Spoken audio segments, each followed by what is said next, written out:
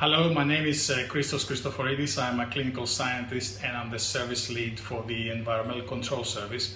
We cover Dorset, Hampshire and the Isle of Wight, and we assist people that have some degree of impairment in their upper limbs.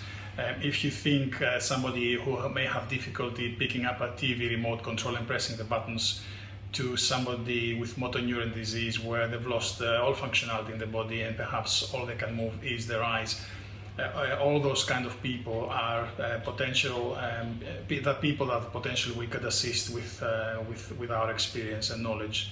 And what we do is we try to help them control things in their environment. So we will do an initial assessment, we'll see what the needs are, and by knowing what technology is available, we try to match the technology to the needs and see if we can help these people be more independent in their own environment. We have a small capacity to build customized solutions in our workshops here, and this here is an example. We had this patient who was spending a lot of time in bed, and they wanted to control their own laptop. We tried to convince them to use a maybe lighter device, but the laptop was a big thing for them. Unfortunately, they had a quite old device, which was heavy and bulky, similar to the one that's shown here. And the other challenge was that this person was in bed and their posture was such that the head was always tilted on one side. Now they had lost most of the movement, the functional movement in their body, and all they could control was their eyes. So we used eye gaze technology to control the computer.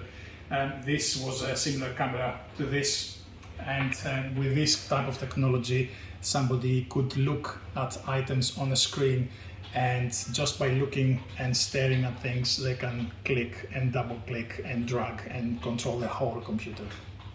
So with eye gaze technology, it's very important that the camera has the same orientation as the person's eyes, and because in this case the head was tilted, if you imagine a line connecting the centers of both eyes, the eye gaze camera has to have the same orientation. So in our case that camera had to be at roughly this angle, and the same applies for the angle of the screen. Because this person was looking at the screen, it made sense to change the orientation of the laptop so they could easily see things on the screen and the camera understand where they're looking. So that was our task, to mount this bulky laptop at this patient's bed at an angle. And the solution that our team came up with was a mixture of off-the-shelf components, which is what you see here. Most of these metal bits are things that we could buy and we put together, but we also had to build the platform that holded the laptop together, as well as this metal plate where everything was based on. So these items were built in the workshop. We came up with a prototype, we took it out, we tried with this patient. It worked and everybody was very happy, and it was a nice success story.